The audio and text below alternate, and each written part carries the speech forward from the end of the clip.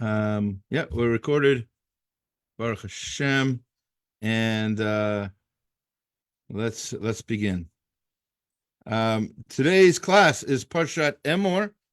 It is a heavy parsha.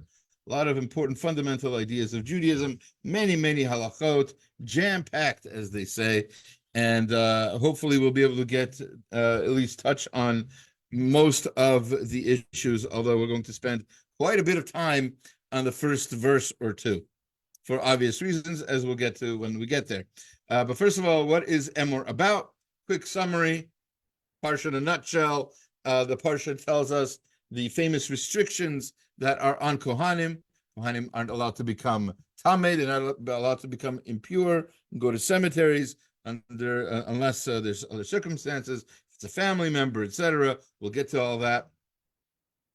Kohanim couldn't serve in the Beit Hamikdash unless if they were in any way looked unusual or were somehow unsightly. They had to look normal. They had to look average. They couldn't call attention to themselves. Yes, and we spoke about that in previous years. Rav Hirsch's explanation for that, by the way, is that the Beit Hamikdash is a place of emunah. It's a place where people come to be inspired and to realize that God created the world.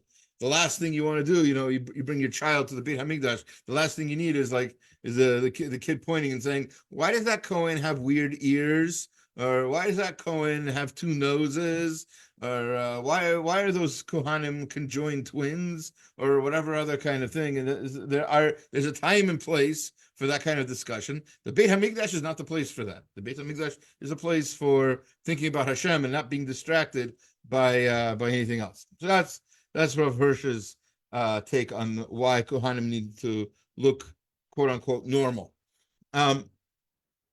The Parsha then shifts and spends the second half of the Parsha is all the reading of the Torah that we have during the holidays.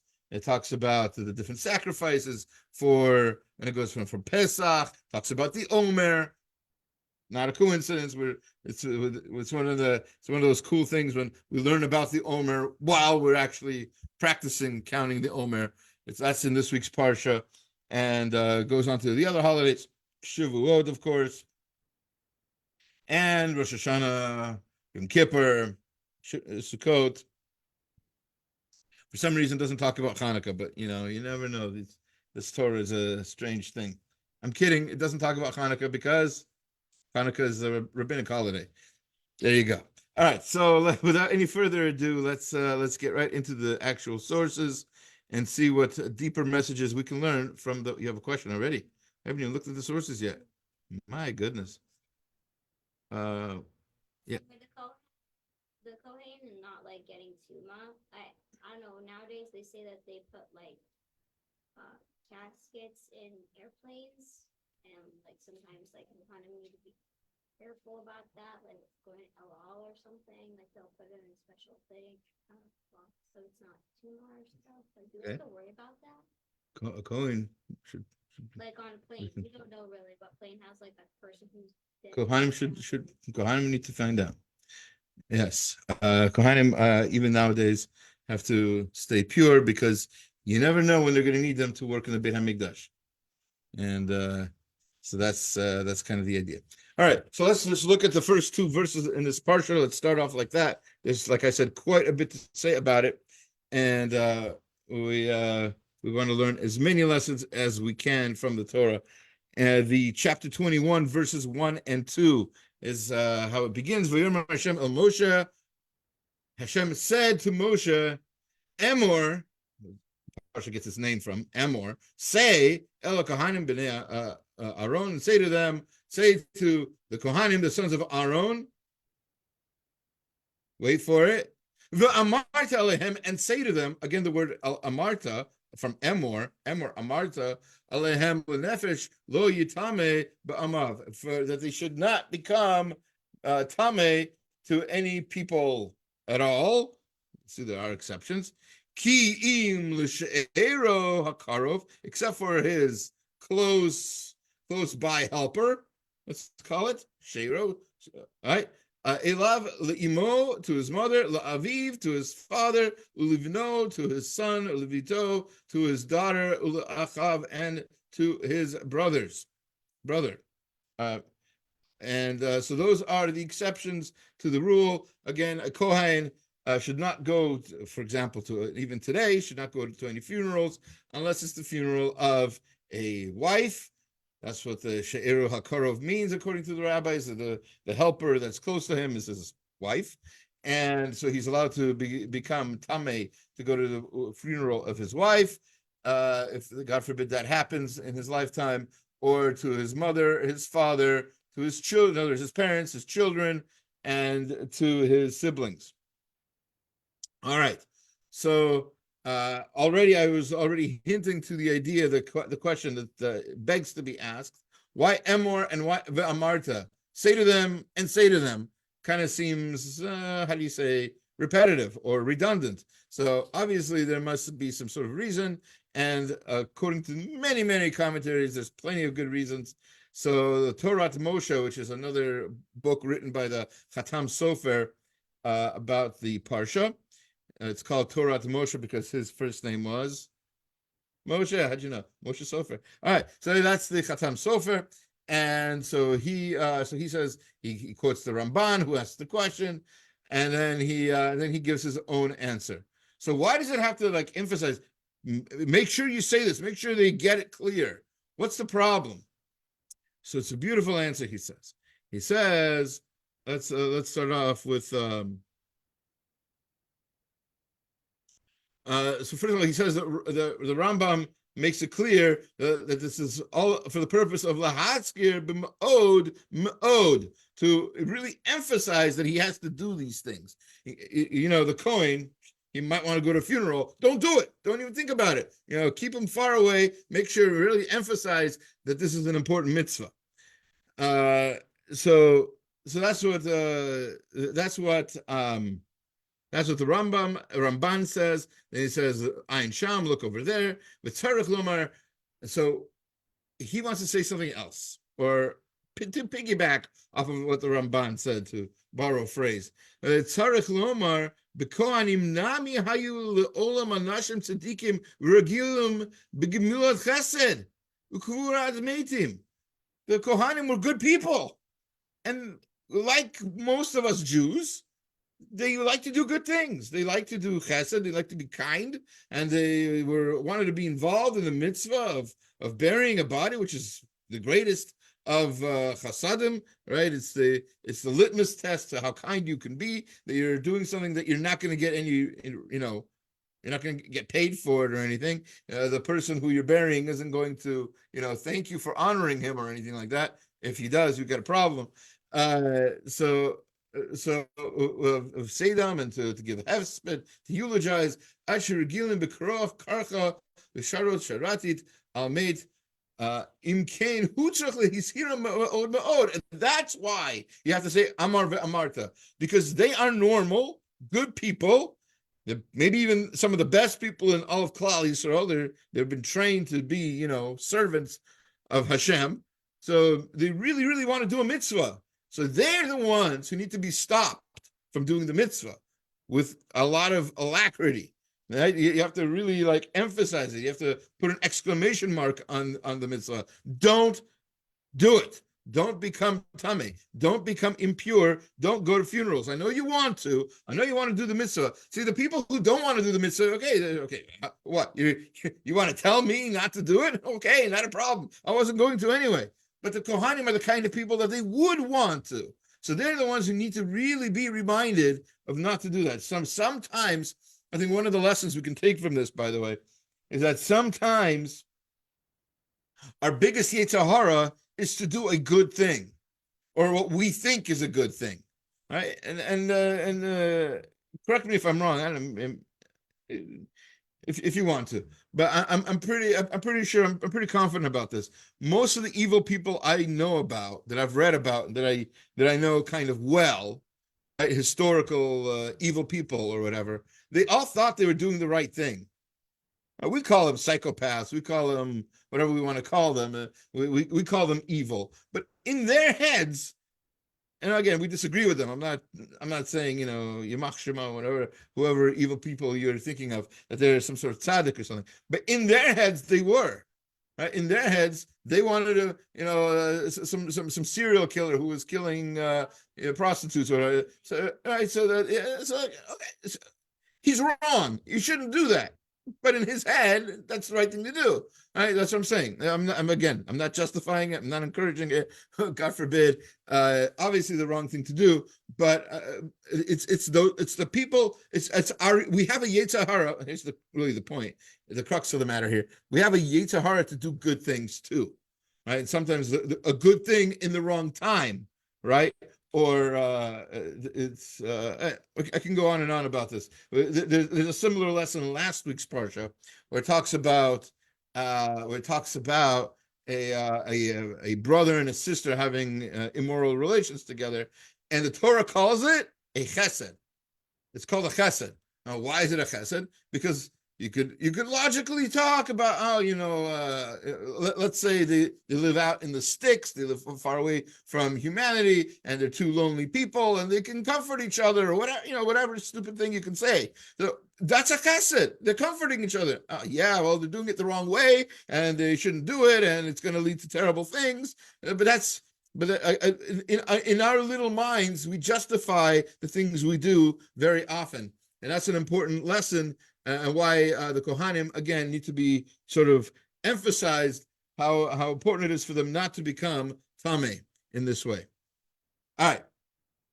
On another note, based on a story in the Gemara in Yevamot, there's a story about somebody by the name of Rabbi Yossi. Rabbi Yossi is a famous rabbi, a Tana in the Mishnah, and mentioned in the Gemara.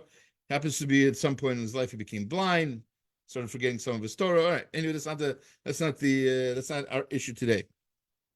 At one point in his life, he saw Eliyahu. There's common stories throughout the Talmud of certain great tzaddikim, righteous people, bumping into Eliyahu and Navi. And there's even stories like that nowadays. But anyway, so he says to him, he wanted to ask a question. He's been bothered by a question in the Torah for a long time. He says, lo ezer, when Hashem made Chava for Adam in the beginning of time, so he said he made him for him an ezer. He made for him a helper, ezer kenegdo, a helper with him, against him, however you want to put it. But ma isha ozrato Adam. What does it mean that a woman helps a man? A woman does her thing, a man does his thing. Sometimes it kind of works out, and then they're working on the same team. But like a woman is helping a man? How? So says Amar Lei. So Eliyahu Navi said to him, Adam, maybe chitim koses. A man, he cuts down, he brings in the wheat from the field. It's a lot of work to cut all this wheat, to bring it, schlep it from the field and everything else. By the time you get it home from the field, you're too tired to do anything with it. So what does he do with it? Does he chew it raw? No. He gives it to his wife. She bakes it. It becomes bread. He brings home flax, right? Pishtan lovesh. Does he put it on? Does he put flax on his body and that's his clothing? No. Somebody has to sew it. Lo nimtzed me'ira einav u'mi'dato raglav. The woman, she lightens up his eyes and stands him on his feet. That's what Eliyahu says. That's how a woman helps a man. A man basically saying a man would not survive. Right? He wouldn't have anything to eat or wear, which is some of the basics, in the categories of need, right? Something to wear, something to eat, kind of important stuff, and a man would not have that. Based on that, the Kli Yakar has a comment on why a wife is called what she is called in this parsha. Because remember, we said that a wife of a Kohen, he can become tamei for. In other words, he can go to a funeral and he can take care of his dead wife. So it doesn't call her wife. It doesn't say Isha. It doesn't say Uzeret. What is it? What does it call her? Ki sha'aro hakarov elav. He's the helper who is close to him. So he says that's why she's being called this helper, she'ero, like somebody who supports. She is his supporter. He quotes literally this Gemara in Yevamot that we just quoted. He brings the story about Rabbi Yossi and Eliyahu, and he says, "Hani mizuna akarov elav ki hamazon nefchach al guf hanizon ubir hakatuv sheitma lemi shehi zan oto." He is becoming tamei for the person who helps him, who stands him on his feet, who brings light to his eyes. This is what a wife is supposed to do. This is what this is the whole idea of marriage, is this relationship where they're able to accomplish things through their each individual skills. He goes on to say towards the end, he says that's Sha'aro Shiesh Shamati Lashon Ishto Shenemar. So he quotes a pasuk in Vayikra, Shar Avicha. So that's from last week's parsha. Yeah. Anyway, that's a different story. All right, let's go on. There's one other thing, a similar idea, but I wanted to just bring something from the Oznaim LaTorah, Rabbi Zalman Sorotzkin. So in Oznaim LaTorah, he's worried about it. He's bothered by another thing about this. Let's look at the order of the verses. The order says a Kohen cannot become tamei, right? Except for whom? L'she'ero hakarov, to his close by confidant, i.e. his wife. L'imo, to his mother, Laviv, to his father, Vito, Vito, Achiv. So it's kind of a strange order. He's worried, why do we have who should be first? If especially the mothers out there, who should be the first person on the list of people that the Kohen should become tamei for? Now, all these people are on the list, but if you were going to order the list on your own, who would you say is like the main person who brought him into this world, who gave him life, who nursed him, who fed him? His mother. It was just Mother's Day, right? So the mother should be first on the list. Well, wife. He met his wife 20 years down the road. Who knows how long he's going to live with her? 20 years. They could get divorced someday. It's not a permanent relationship. You never divorced your mother. Your mother has been with you since you were born. Why isn't she first on the list? So he says, so he brings from a midrash that the reason that a mother is first, as a wife is first, is because the wife is like himself. There's a halachic concept, ishto kegufo. In some ways, in certain halachic circumstances, we're not going to go into detail now. In certain times, a man can do the mitzvah, and the woman fulfills her obligation through her husband. Sometimes vice versa. Like when on Hanukkah, for instance, if a man can't get home in time to light candles, in other words, by the time he's going to get home to light, it'll be too dark, it'll be too late, and people will not be out in the street. His wife can light the candles. He doesn't even have to hear the bracha or anything, and he fulfills the mitzvah, 100%. People like, oh, I don't want to these gender roles, or don't do all that. We believe in gender roles. No, I know that. I'm just saying, you call them helpers still. I don't know what they want to call themselves, but in the end, even if they don't want to take on the role of by the way, all of these are generalizations. It's important to remember. I know situations where the husband does the cooking and the wife does the working. I know there's all kinds of different situations. If you're an exception to the rule, there's absolutely nothing wrong with that. The situation is only really a problem when you've accepted these roles at some point in your life, and you decide on your own, I'm not going to buy into these roles anymore, and your partner's not on board with you. So that could be a problem. But But yes, I hear the question. All right. So, but back to this though. So the wife is before the mother because she is basically a part of him, right? And she, because as it says in the Torah itself, the Chava was made from the aver of the man. She's literally made from a piece of him. She is. They are two parts of one whole. And eventually they become joined together. I didn't say that. Yes, the women bones connected to the hip bone. But leading at atid al yisodot ha'ever. Okay. So even though she is even though she's separate from him, she's her own individual person, but in a sense she's a piece of him, right? And they're joined together in that sense, not physically, not literally, figuratively, but afal pi she'et ha'isha efshar legaresh, even though it's possible to divorce a wife, and to be separated from her. Masha enkein bekrovim tame mishpacha. So who could be possibly closer to him in terms of family? V'atam shel ever latib ver lanu gam et zeh sharei et ha'ever ein lishnot et ha'atid. So the same thing goes for a limb. You could lose a limb, God forbid. It doesn't mean it's not yours. It doesn't mean that it's not a part of you while you still have it, right? So that logic doesn't really work, and that's why a wife is very dear to a man, and why the Torah gives a wife priority over a mother.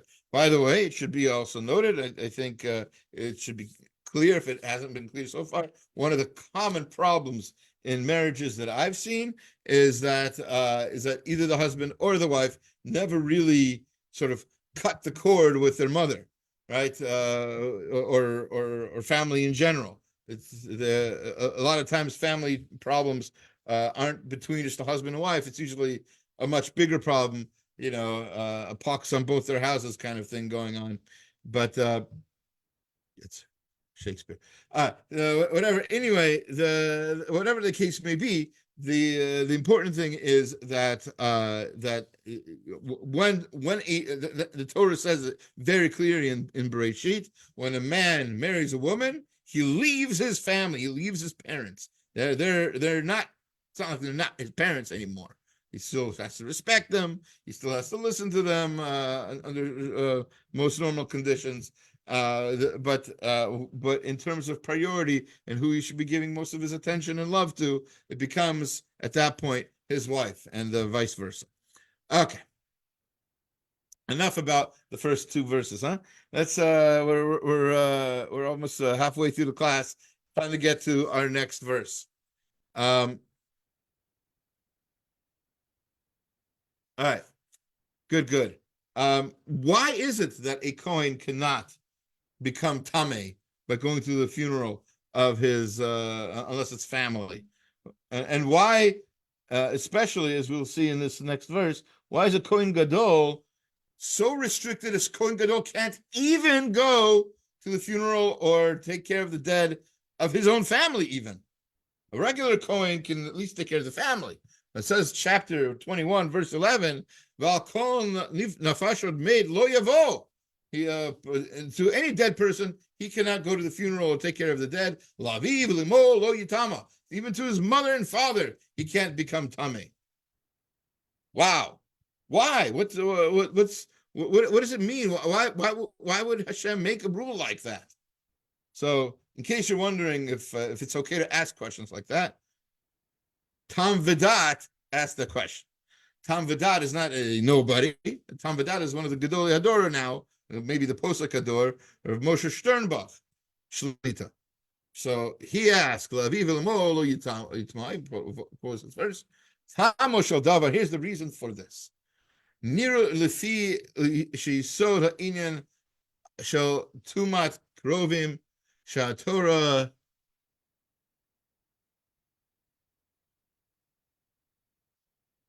Shatira Torah kohanim. That the Torah teaches that to kohanim not to become tamei, not to become impure. Why? It's because of the honor of the dead. So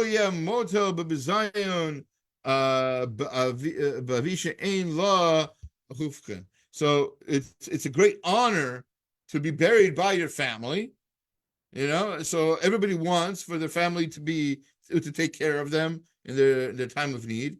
It would be an embarrassment if they didn't have somebody to look out for them, But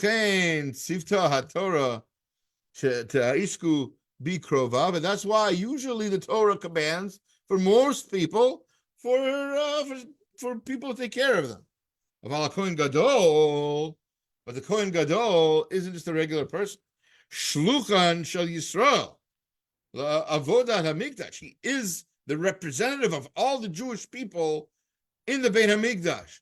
Mota al echav bnei Yisrael. He represents them. And whatever he does is for their needs. He cares about their needs. Shaya kol zmano pnui b'avodato l'chein amar Torah shefilu la'aviv limo lo yidma kidei Shem and kodesh lo yatsa. He has to take care because he deals with the entire nation, because he represents the entire nation in Beit Hamikdash. He doesn't have to take care of his family. Everybody else can take care of his family because they're all family now. He's part of them. He's looking out for them. He represents them in the Beit HaMikdash. They are part of him, and he's a part of them, and then they can do the mitzvah of taking care of his relatives. Beautiful answer, but he gives a second answer, not his own at this point. He says, Admor, Rav Mikotsk, the Admar of Kotsk, the Kotsker Rebbe, Piro She'akohen Gadol Ha'omei Mikdash Yimshamesh B'shluchasan Shekol Yisrael. Again, what's the Kohen doing when he's in the Beit HaMikdash? He's the representative of all the Jewish people, L'fnei Avim Shebashamayim, to their Father in heaven. Hakol Krovav Ein Lo Mehargish Shum Kurva Miuchedet Shari B'Sharo. Shetzarech Lehitkasher B'Libo Al Nefashet Kol Yisrael Krovav Mamish. So this is kind of the same idea, but a little bit of a twist. Not only are all of the Jewish people his relatives, but he is now also the relative of all the people. He represents all of them. And when he's davening, when he's asking for forgiveness, he's not asking for anyone more than anybody else. He's supposed to love all the Jewish people equally. And what does that mean to love all the Jewish people equally? That means he loves me as much as he loves his own father. Right? He loves you as much as he loves his own mother. They're all humans, all Jews are equal to him. And that's the way it has to be. He's representing all of us equally. Right? And if that's the case, then he can't have favorites. He can't have nepotism. He can't, I'll go bury my father. My father means a lot to me. No. Your father's not your father anymore once you become a Kohen Gadol. We're all your fathers now. And to piggyback off his first answer, it's our responsibility to take care of this. Because we're your relatives too. You're not the only relative. And by the way, this happens all the time. And people get really upset. They say silly things like, I couldn't make it to my father's funeral, and my brother took care of it, but I couldn't be there, or something like that. There's nothing wrong with not making it to your father's funeral. If somebody else is going to take care of it, and you couldn't, for whatever reason, there's nothing to feel bad about. You can't feel guilty about a mitzvah you couldn't achieve, right? Do you feel bad, are you going to beat yourself up over missing a Shema, or not putting on tefillin one day, or whatever? So, you can't. You do your best. You do the best you can. H-Shem knows He gave the Torah to human beings, not to angels. We make mistakes, and we're not able to do every single mitzvah. Sometimes it's impossible to travel, or whatever. And so, as happened in San Diego quite recently, somebody, a great tzaddiket, died, and some family was able to take her to Eretz Yisrael where she was buried, and some people couldn't. They started Shiva earlier. There's nothing wrong with that. As long as somebody, like I said, as long as somebody's taking care of it, you don't have to feel bad if you yourself weren't there. It did not in any way take away from the mitzvah, especially if you tried. Okay. They say like you're supposed to make sure like because like people try to ask somebody else to do. Yeah, Kaddish doesn't really mean much otherwise. Yes, of course, it has to be a family member. It has to be a child, a son.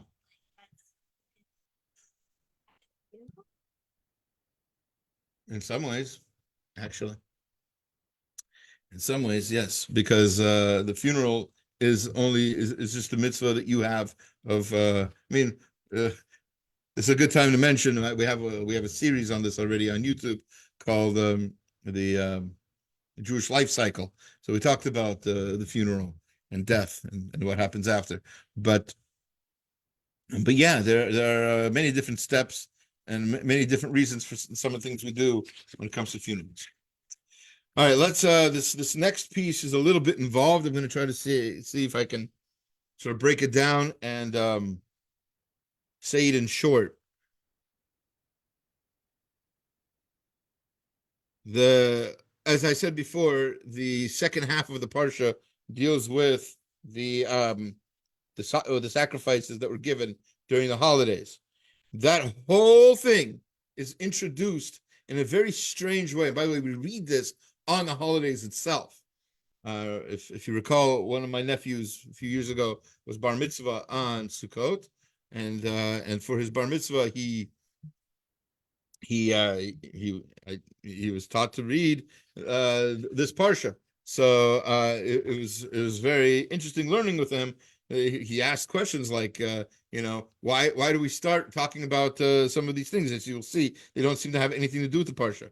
So sure, keves or A's. I'll just read it just in English real quick, just for the sake of time. When an ox or a sheep or a goat is born, it shall stay 7 days with its mother. Literally, it says under its mother, and from the 8th day on, it should be acceptable as an offering by fire. In other words, an animal cannot be brought as a sacrifice until it's at least been alive for 7 days, a week. 7-day-old animal. Anything younger than that cannot be brought. A newborn calf cannot be brought as a sacrifice. All right, that's the first mitzvah for some reason before the holiday stuff. Then it says, however, no animal from the herd or from the flock should be slaughtered on the same day with its young. Right? In other words, a separate mitzvah, a mother and its young can't be killed on the same day. This, by the way, this is still halakha today. You're not allowed to slaughter a mother and its calf on the same day. Yeah, they have to know. Yes. No. Only for flock. Only for cattle. When you sacrifice a Thanksgiving offering to H-Shem, sacrifice it so that it may be acceptable in your favor. And oxen. Yeah, cattle. Correct. When you sacrifice a Thanksgiving offering to H-Shem, sacrifice it so that it will be acceptable in your favor. It shall be eaten on the same day. You shall not leave any of it until the morning. I am H-Shem. You shall faithfully observe my commandments. I am H-Shem. You shall not profane my holy name, that I may be sanctified in the midst of the Israel of the Jewish people. I, H-Shem, I'm the one who sanctifies you. So there's a lot of references to being H-Shem, and H-Shem says there's a separate mitzvah of what's called Kiddush H-Shem, and all of this seems like a weird introduction to here's the holidays and here's the sacrifices for the holidays. Yes, it's all sacrifice related, obviously, but there has to be more to it. And then it says the Beral B'nai Yisrael. Then it gets right into the Marta Lehem Moed Hashem Shetikru Atam Mikra Kodesh Ilahem Moedai. Then Hashem says, "These are my holidays that you're going to keep." So I have here the source. I think it would behoove us at this point to just say it outside, but this is from the Mayan Beit HaShoeva, Rav Shimon Schwab. Again, who tells us all of these things are all related, really, because they all point to the same mitzvah, and that is this Kiddush Hashem idea. Our job in this world, according to many books, according to the Mesilat Yesharim, the Ramchal, right? Our job in this world is to be Mekadesh Shem Shemayim, to sanctify God's name, to make God's name great in this world. Once you have that in your head, the rest of this follows right in line.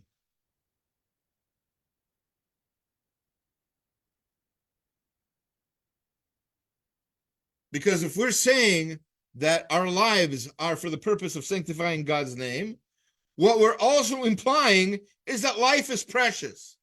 Life is important. We want everybody to know how great life is. Sanctifying something that you don't think is important isn't much of a sanctification.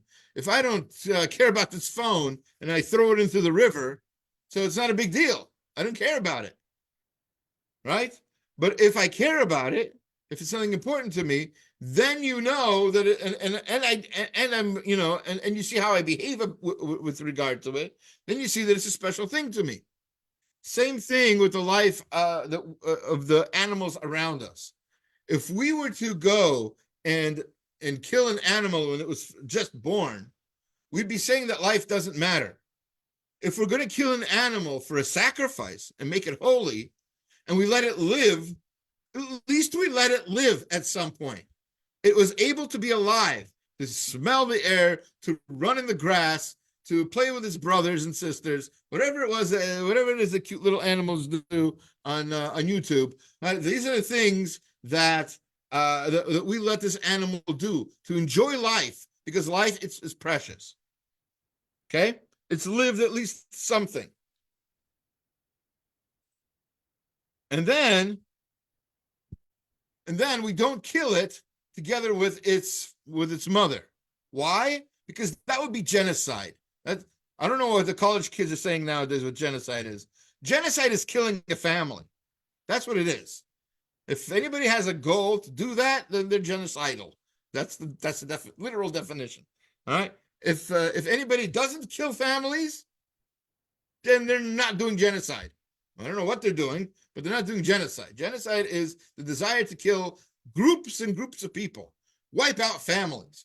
If you want to do that, then you're genocidal. We are not. We don't want to wipe out even a family of animals. We don't do. Because, again, life is that precious. And finally,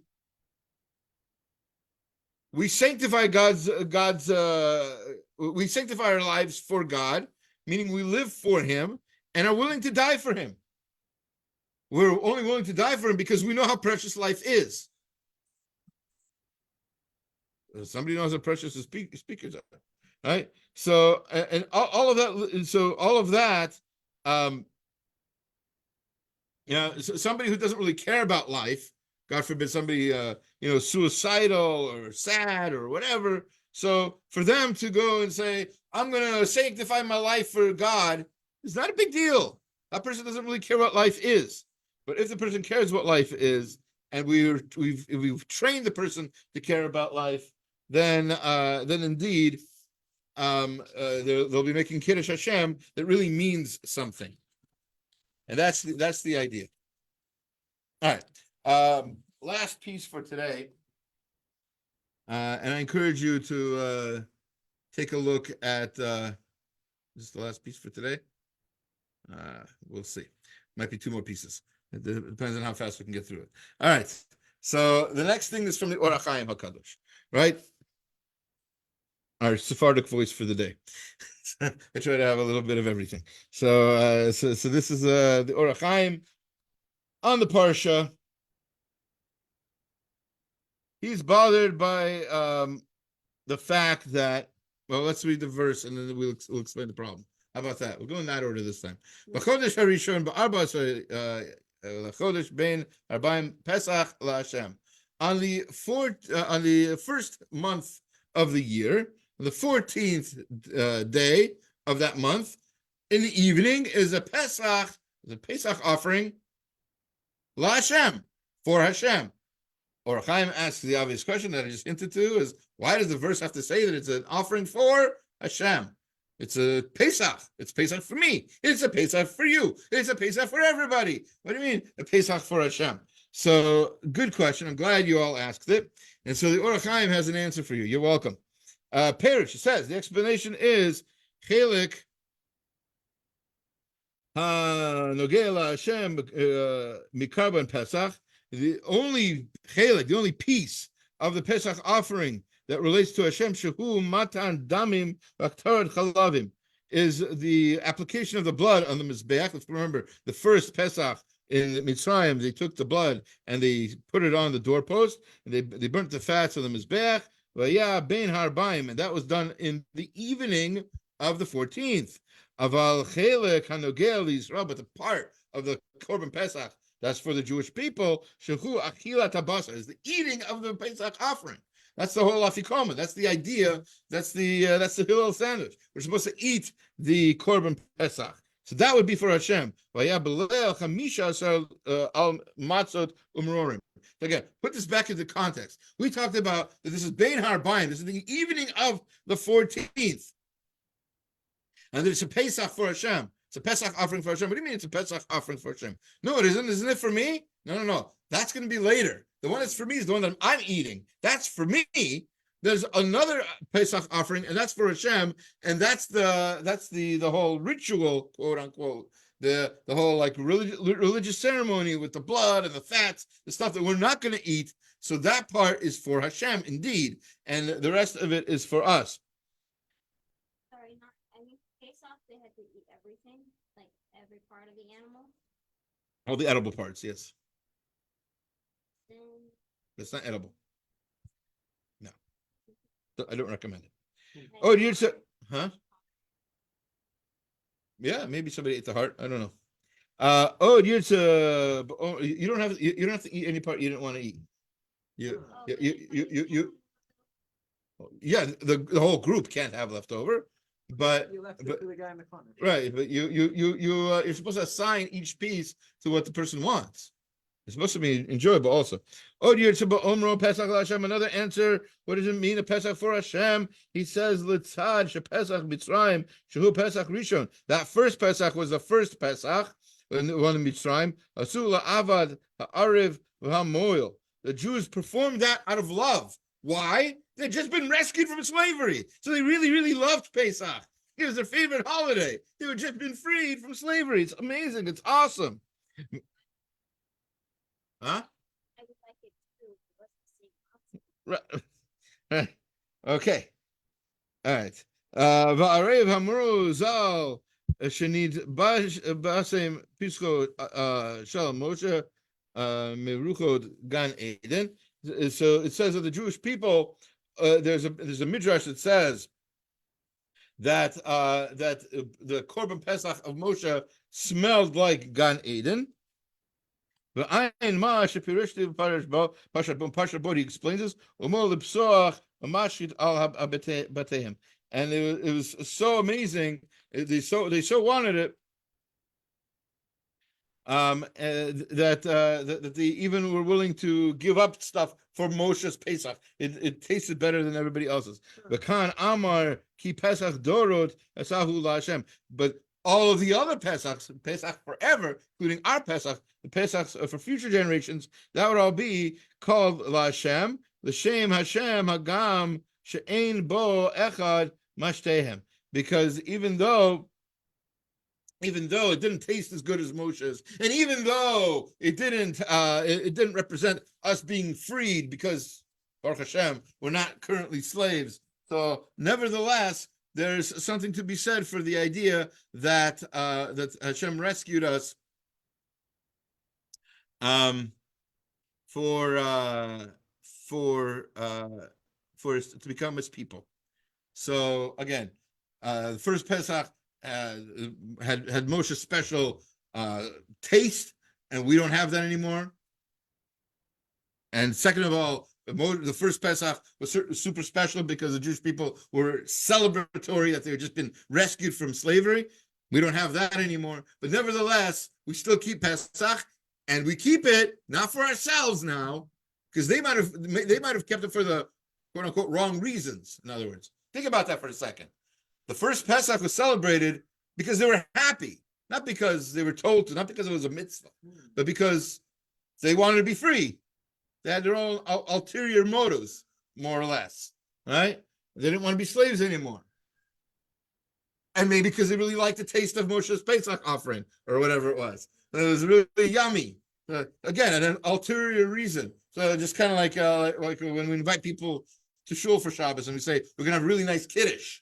So they're going to come. They'll be here. They might be here for the wrong reasons, but they'll be here. So they'll but somebody who's going to come to shul and we tell them there's not going to be a kiddush and they still come to shul. So that's that's a whole different ballgame. And so they're not coming for themselves; they're coming la H-Shem, and that's why all future Pesachs are called Pesach la H-Shem. So that's a very deep and beautiful answer to what might have not even you might have not even considered to be a question. All right, last piece. I think we have time for this. We have just a few minutes. I'm expecting a speaker to come soon. Probably any minute, but to me or to him? So chapter 20, maybe if there's time. He might have to hold off till after the speaker. Vayikra 23, 21 to 22. It talks about. I really want to talk. This is why I really want to kind of push for talking about this, although we're almost over time, and that is because it's talking about Shavuot, and that's coming up. And we need to know a little something about Shavuot. No. On that day, you shall hold a celebration. It shall be a sacred occasion for you. You shall not work at your occupations. In other words, it's going to be a Yom Tov. It says that about all the Yom Tov. This is a law for all time in all your settlements throughout the ages. You're going to keep Shavuot everywhere, not just in Israel, in every land as we do today. And then it says, the next verse is very weird. And when you reap the harvest of your land, you shall not reap all the way to the edge of your field or gather the gleanings of your harvest. You shall leave them for the poor and the stranger. So the mitzvah of Peah and Leket and all that stuff is mentioned in conjunction with Shavuot. Why? What's the connection? And of course, that's part of the reason why we read Megillat Ruth on Shavuot, because there's Leket and all that, and Shukha there, and all that stuff is there as well. That's one answer. Says the Meshech Chochmah, another beautiful answer. And this is something we really need to take home. And maybe something that the rabbi can speak about as well. Shavuot is not just a holiday where we receive the Torah. It's like some mystical, Kabbalistic, secret document. The Torah teaches us how to live. It teaches us to care about people. It teaches us to do leket and shikha and peah and to care about the poor and to become real mention, to become people who live in this world and care about the world and care about everybody who lives here. And by doing that, that's what the Torah was given for. It wasn't given for any other reason. It wasn't given for the people to meditate on. It was given for people to live a good life. And that's what Shavuot is all about. And that's why of all the holidays, Shavuot is a holiday that the Gemara says is kulo lachem. There's some holidays are supposed to be half for Hashem and half for our own pleasure. Shavuot is the only holiday that's completely for our own pleasure. Kulo lachem, says the Gemara.